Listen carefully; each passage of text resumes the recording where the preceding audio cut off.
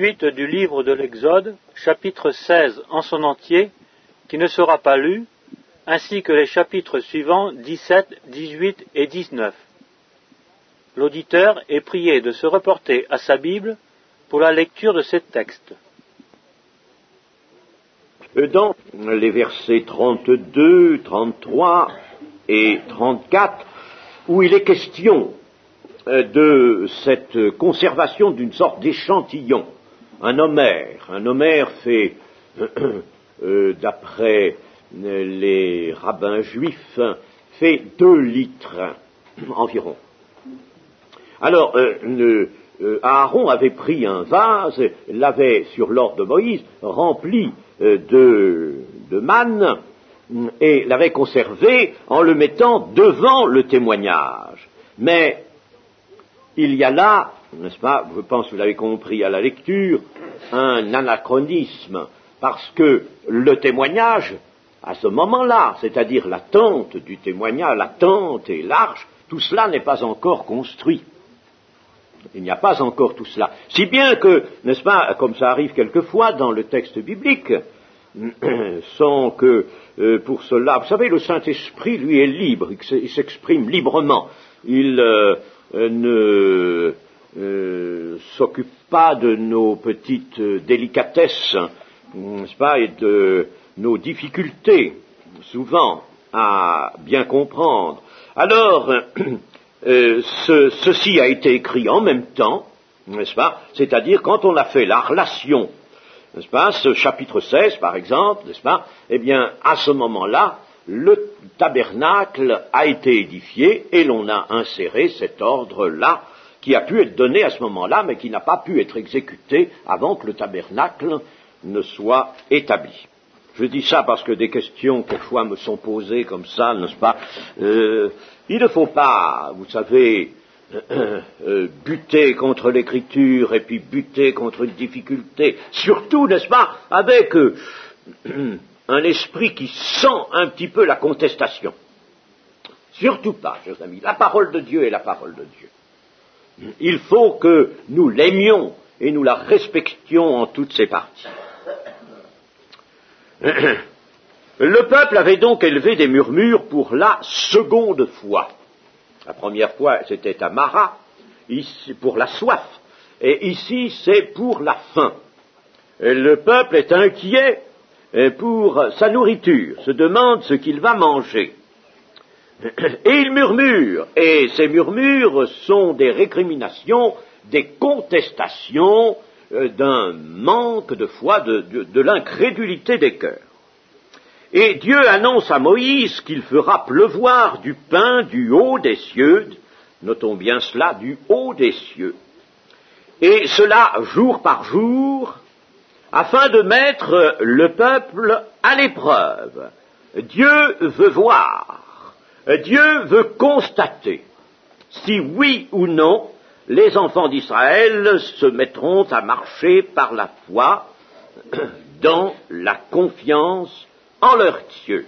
Et constamment, nous voyons cela dans l'Ancien Testament, nous le trouvons aussi, mais pas exprimé de la même manière, dans le Nouveau Testament. Mais l'intention de Dieu est le même dans l'Église, est la même dans l'Église, la même. Dieu veut voir. Il veut constater si nous savons marcher par la foi, si nous sommes des élèves qui font des progrès, car nous sommes à l'école de Dieu, pour apprendre. Et ce qu'il faut apprendre en premier lieu, c'est la foi d'obéissance. Parce que tout repose là. Nous l'avons déjà dit, n'est-ce pas, mais il faut le redire sans cesse, tout repose sur cette foi d'obéissance. Un chrétien qui n'a pas inscrit dans le programme de son cœur cette foi d'obéissance est un chrétien qui ne voit pas clair. La foi d'obéissance, c'est l'expression de l'apôtre Paul, une foi d'obéissance, une foi qui va s'appliquer à obéir à la parole de Dieu. Le Seigneur Jésus ayant dit, n'est-ce pas, et répété, celui qui garde mes commandements, ce qui veut dire littéralement, en utilisant le sens des mots dans le texte original, celui qui établit une garde sur la parole qu'il a reçue en lui, une garde pour ne pas qu'elle se perde, et pour ne pas qu'elle s'oublie et ne soit plus observée. Celui qui garde mes commandements, c'est celui-là qui m'aime. Et c'est celui-là qui entrera dans la communion.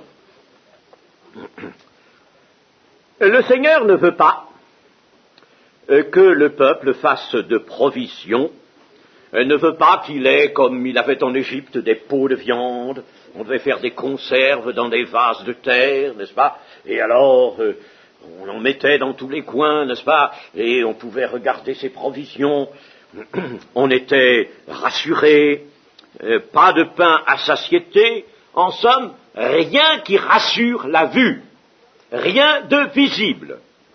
Le dénuement extérieur, la richesse par Dieu, mais extérieurement, il n'y a rien.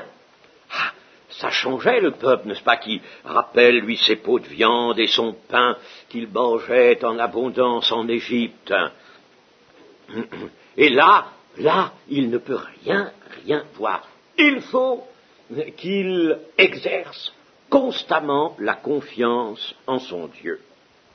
Il faudra que chaque matin, il attende le prodige de la manne qui va descendre du haut des cieux. Il faudra qu'il apprenne à vivre dans la dépendance journalière de Dieu. Et, chers amis, rien de cette intention de Dieu n'est modifié. Rien. Je répète toujours, Dieu est le même hier, aujourd'hui, éternellement. Pas pour ses promesses seulement, pour son attente. Il est le même. Et le Seigneur Jésus, dans cette prière modèle, a mis ceci: donne-nous aujourd'hui notre pain quotidien. Donne-nous notre pain quotidien.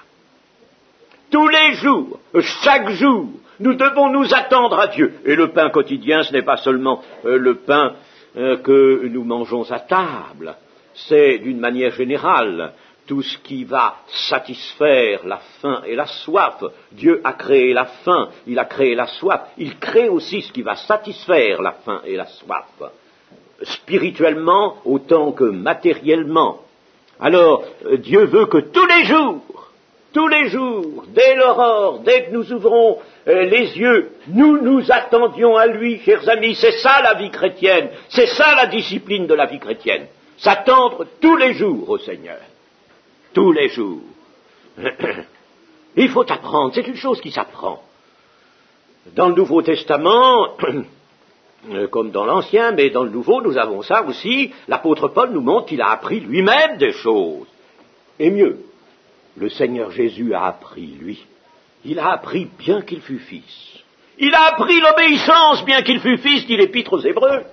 Lui, le Fils de Dieu, lui qui est Dieu, venu sur la terre, il a quelque chose à apprendre de ce monde impie, bouleversé.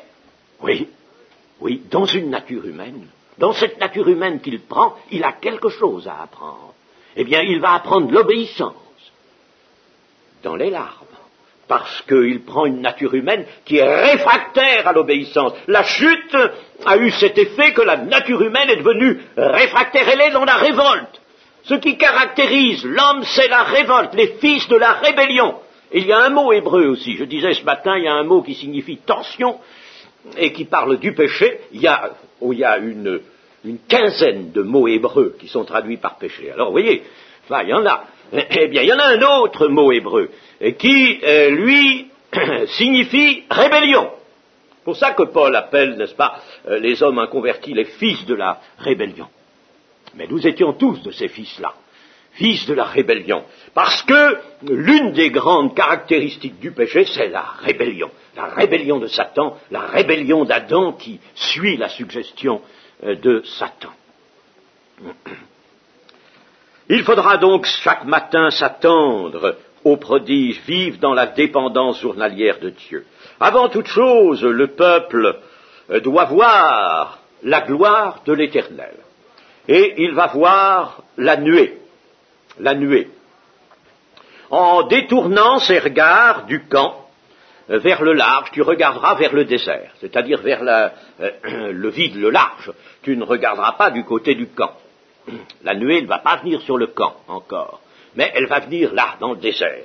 Regarde vers le large, c'est-à-dire aussi dans la direction de la marche que tu vas accomplir. C'est par là que tu vas partir. Eh bien, regarde dans cette direction-là. Nous aussi, nous avons à regarder dans la direction, dans la direction que nous suivons, par où nous conduit le Seigneur, c'est-à-dire vers le royaume de Dieu. Cette nuée, il l'avait déjà vue, il l'avait vue au moment du passage de la mer Rouge, mais ici elle prend un aspect éclatant, et comme Moïse le leur avait dit, ils voient la gloire de Dieu. Et cette gloire de Dieu, sur laquelle nous nous arrêtons un petit instant, signifie 4 choses. Elle s'appelle la Shekinah, la gloire de Dieu, la Shekinah. Nous avions, il y a quelques années, on chantait un cantique sur la Shekinah ici. On l'a laissé d'un peu de côté, ce cantique. Un peu dommage. La Shekinah. Eh bien, il y a 4 choses que cela signifie. Voyons d'abord pour le peuple d'Israël. Cela signifie que Dieu a entendu les murmures de son peuple. Il a entendu ses récriminations. Il a entendu, évidemment, le peuple exprimer ses besoins, mais évidemment avec un esprit qui n'était pas le bon. Deuxièmement, cela montre que c'est bien Dieu qui a fait sortir le peuple d'Égypte, et ce n'est point Moïse et Aaron de leur propre chef. Moïse est obligé de souligner ça. Ce n'est pas nous, c'est l'Éternel.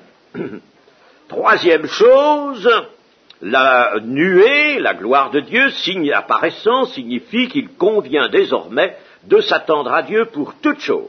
Nourriture, marche, sécurité. Quatrièmement, elle signifie qu'en murmurant contre Moïse, c'est contre l'Éternel qu'ils l'ont fait. Eh bien, cela peut se traduire pour l'Église, vous savez.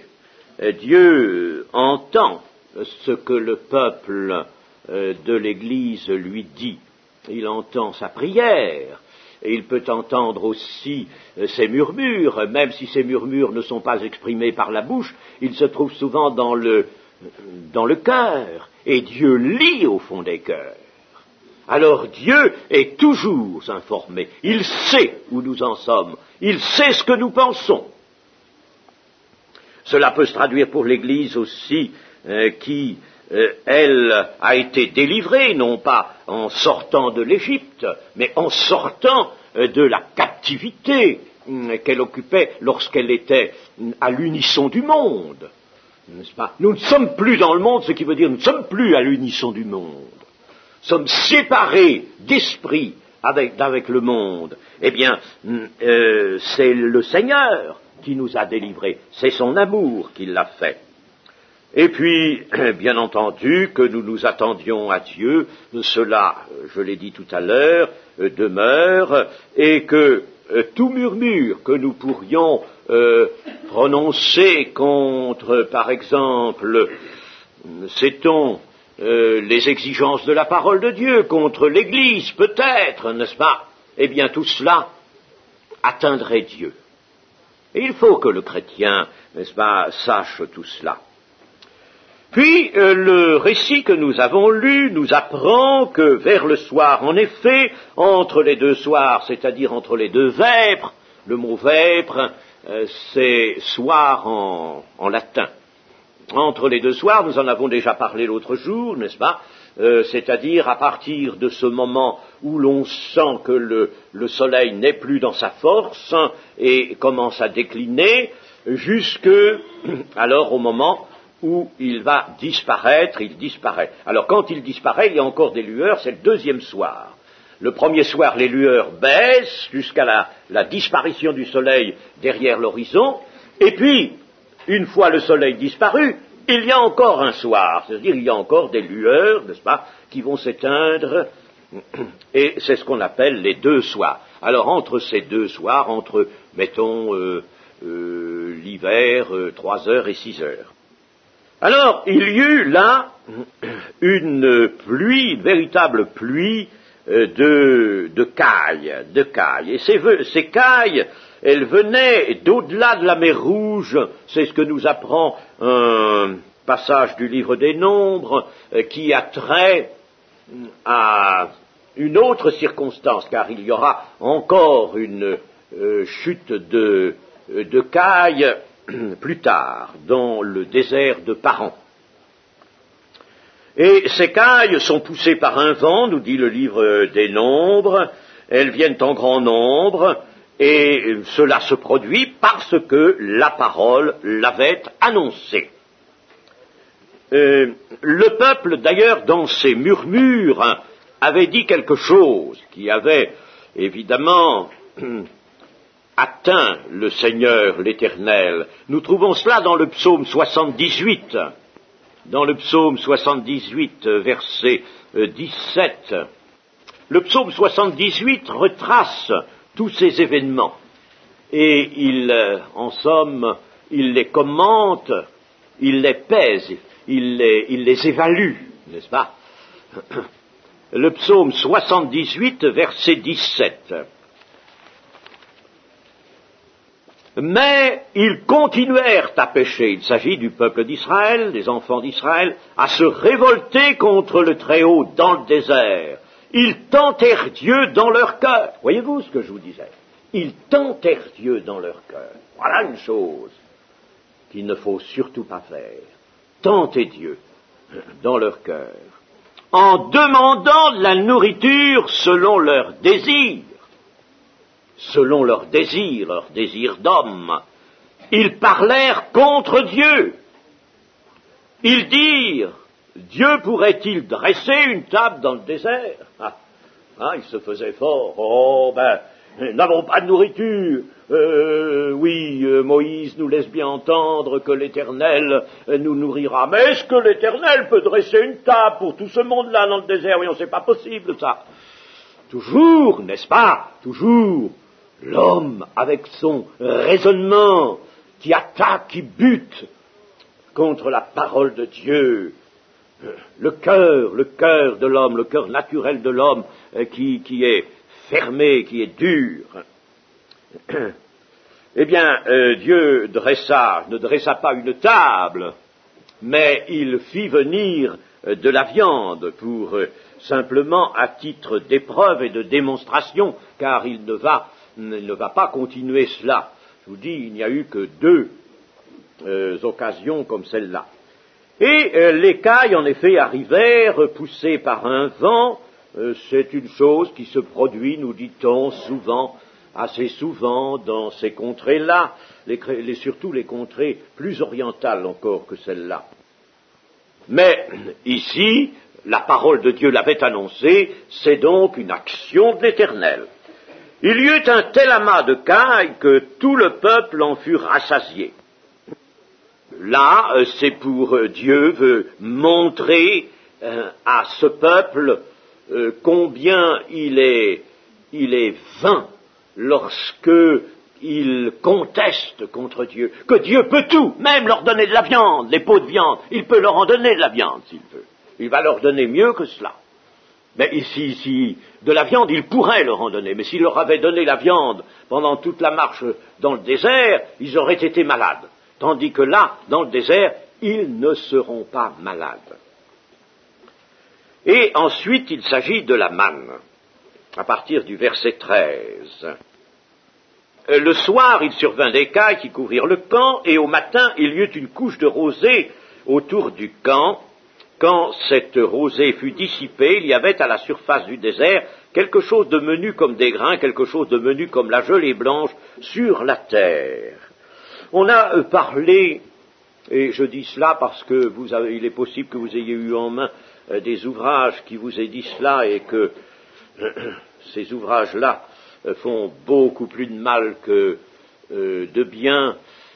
Par exemple, l'ouvrage La Bible arrachée au sable, si j'ai bonne mémoire, relate aussi le fait que dans ces régions du désert, il y a soit un lichen, soit une exsudation d'un petit arbuste appelé tarfa, qui, en raison de la piqûre d'un insecte, etc., cette exsudation tombe sur le sol en grosses gouttes, des gouttes qui sont comme des gouttes de résine, et que cela fait une manne, et que la manne qu'ont mangé les Israélites, c'était cela.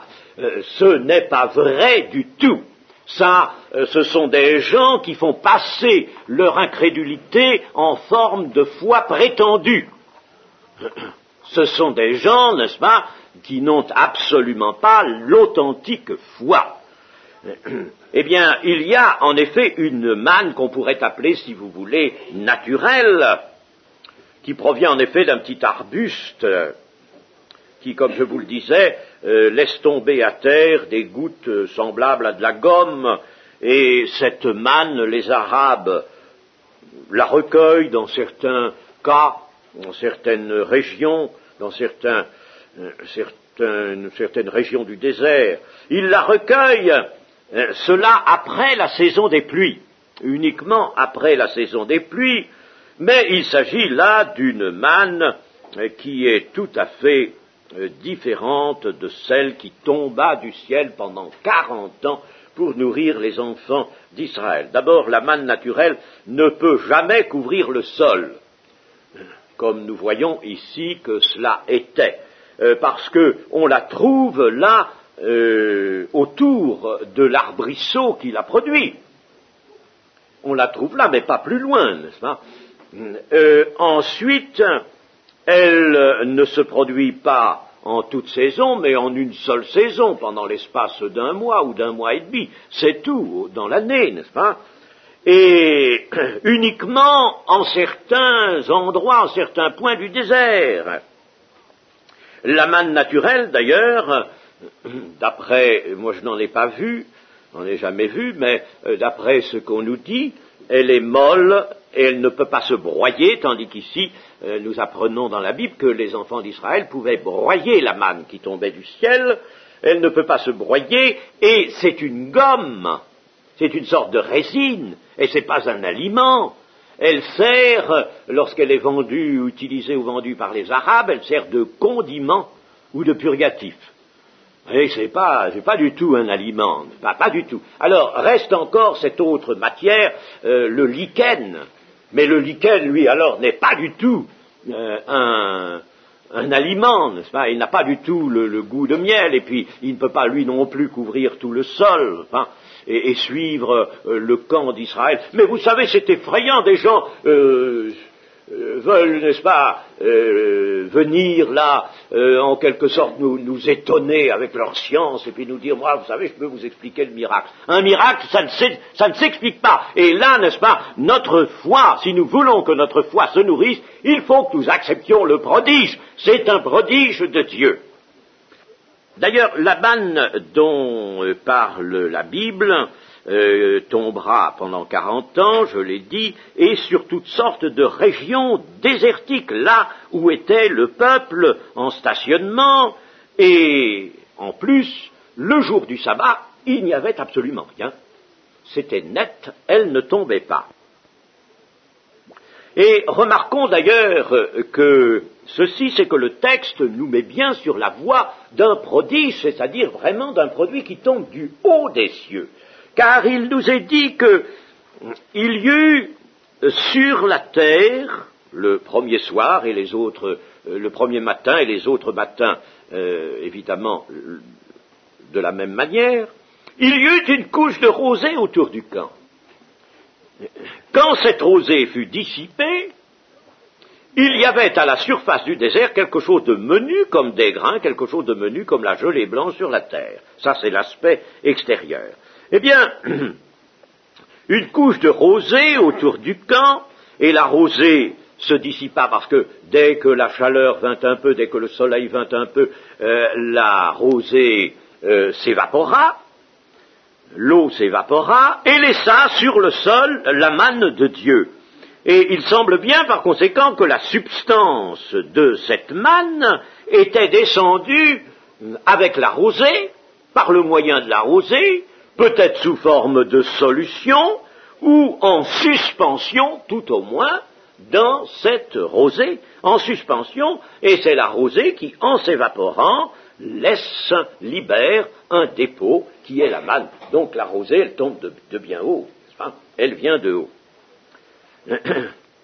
En voyant pour la première fois ce dépôt de grains sur le sol, le peuple s'interroge, qu'est-ce que c'est que cela? On a voulu voir là l'origine du mot man, manou, qu'est-ce que c'est cela? Manhu, en hébreu, c'est assez, bon, on ne peut pas l'affirmer, n'est-ce pas? Peu importe. D'ailleurs, le peuple donnera le nom de man à ce pain qui lui tombe du ciel. Et c'est Moïse qui désigne en effet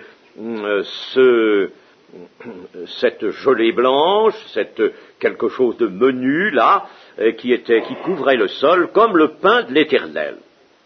Il faudra en prendre un homère par tête, 2 litres par personne.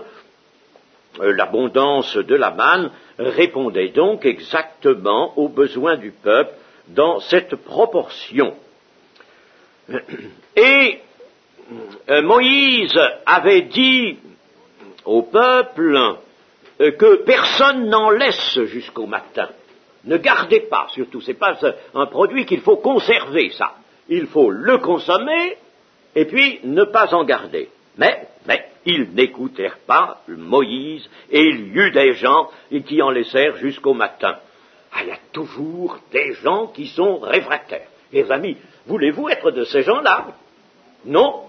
Mais dans l'Église, attention, chers amis, il faut bien savoir comment nous avons à nous comporter au milieu de nos frères et de nos sœurs, et au milieu du monde aussi.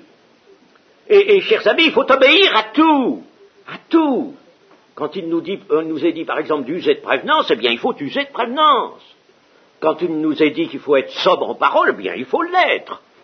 Et bien des choses qui nous sont dites dans le Nouveau Testament. Il faut relire cela. Et il ne faut pas être réfractaire. Faire comme si on n'avait pas entendu. Ou faire le contraire, n'est-ce pas, parce que on n'attache pas d'importance à ce qui a été dit. Tout cela, c'est le péché. C'est le péché dans l'Église. Ça ne peut pas faire une Église, cela. Les réfractaires sont précisément ceux qui déchirent, qui détruisent l'Église de Jésus-Christ. L'homme, d'ailleurs, a toujours eu en lui la velléité de dépasser la parole de Dieu, d'aller soit au-delà ou soit en deçà, n'est-ce pas, toujours de s'écarter de la parole de Dieu. Foi et confiance sont pourtant ce que l'Éternel nous demande à nous maintenant, comme autrefois, et n'oublions pas ceci, c'est que le Seigneur conduit notre éducation dans ce sens-là. Il veut nous apprendre la foi, non seulement la foi pour compter sur lui, sur ses promesses, sur son secours, mais la foi d'obéissance. La foi d'obéissance. Mais l'homme souvent est taquiné par la chair, ce qui est appelé la chair, c'est-à-dire sa nature première. Et il est constamment sollicité. Alors il faut que nous, chrétiens, nous vivions vraiment par la foi. C'est là qu'il faut montrer sa foi aussi, n'est-ce pas, dans une lutte intérieure, pour se dire, non, je ne peux pas, ma nature m'incline toujours à la désobéissance, mais moi, par la foi, je veux triompher. Je veux triompher de cela, par la foi. Seigneur, je n'ai pas la force, mais je compte sur ta grâce. Et le Seigneur vous donnera la grâce pour triompher. L'homme veut voir, l'homme veut vérifier. La manne qui était gardée jusqu'au matin se corrompait et il s'y mettait des vers. Alors que l'échantillon de manne a été conservé sans conservateur. Un homère, n'est-ce pas, a été mis dans un vase par Aaron et il a été conservé très longtemps, des années, et il ne s'est jamais corrompu.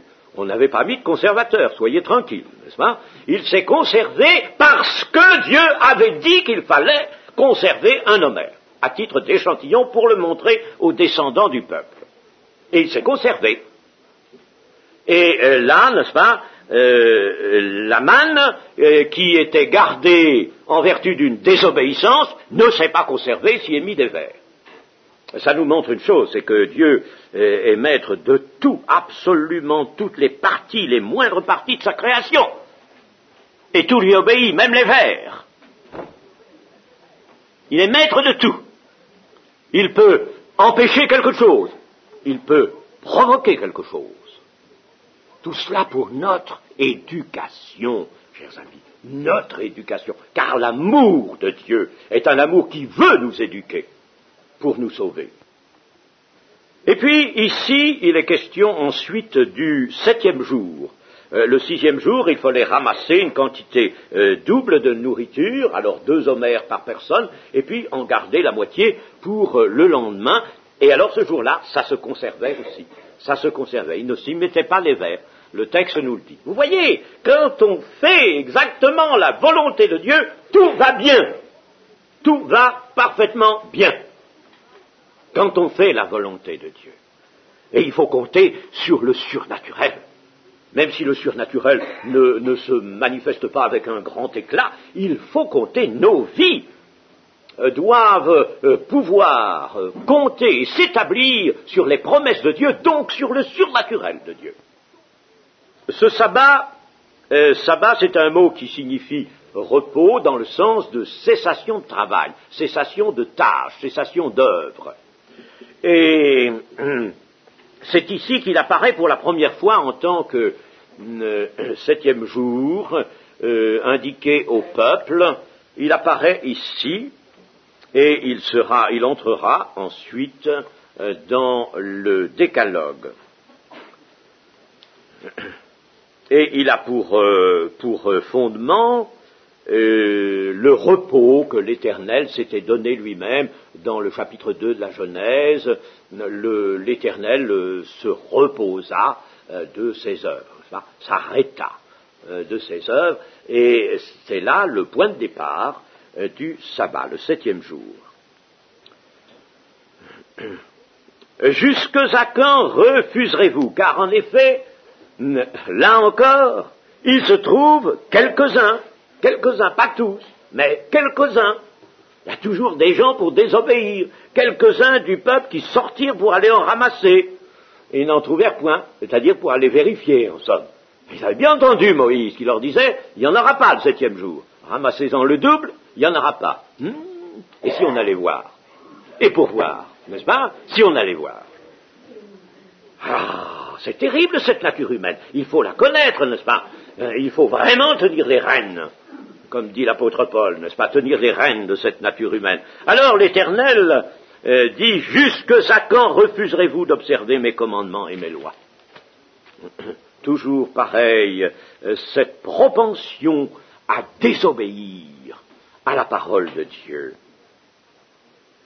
Eh bien, nous allons maintenant terminer par une petite méditation sur ce chapitre que nous venons de lire.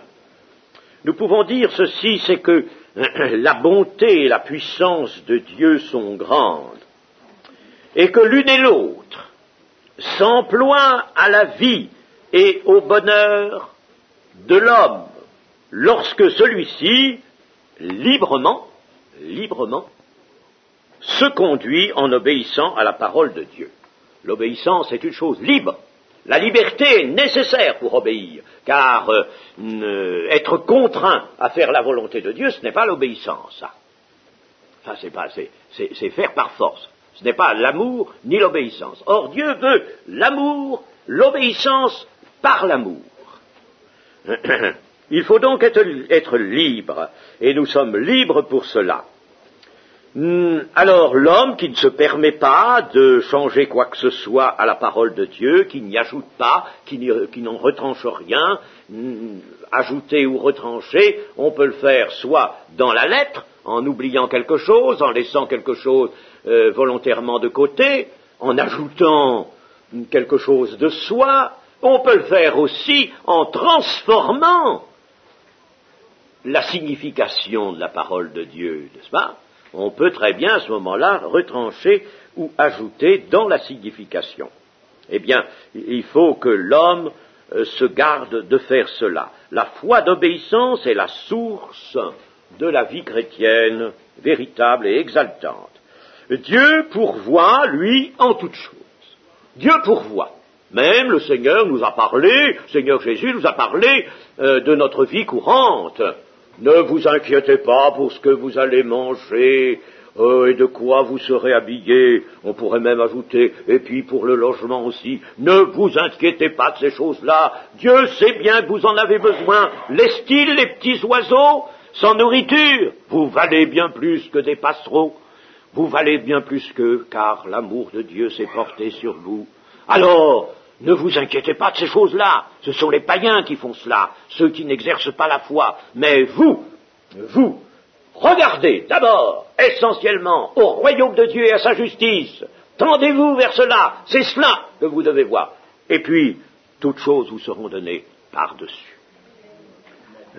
Dieu pourvoit en toutes choses, il le veut, il le peut, et son amour est sans cesse à l'œuvre. L'amour de Dieu n'est pas un amour qui se repose, c'est un amour qui est sans cesse à l'œuvre. Dieu désire qu'on lui soit reconnaissant aussi, car la reconnaissance appartient à ce lien privilégié et merveilleux qui est l'amour établi entre Dieu et sa créature humaine. Méfions-nous de notre cœur naturel et apprenons, nous aussi, désirons apprendre. Mettons-nous à l'école de Dieu pour apprendre la confiance en Dieu. Ça s'apprend, chers amis, ça ne s'invente pas. Ça ne se trouve pas quand on en a besoin. Quand on en a besoin, on sent qu'on en manque, précisément. On sent que ça vous fait défaut. Il faut l'apprendre, jour après jour. La confiance en Dieu, la confiance constante.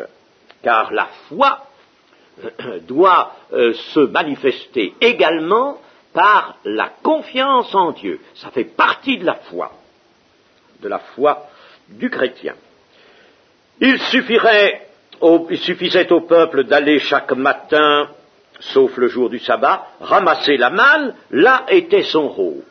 Le rôle du peuple n'était pas de fabriquer quelque chose, d'inventer quelque chose, c'était de recueillir, de prendre le bienfait de Dieu humblement, rien à imaginer, rien à construire, rien à modifier, ce qui nous montre que la vraie activité de l'homme, c'est de participer aux œuvres de Dieu.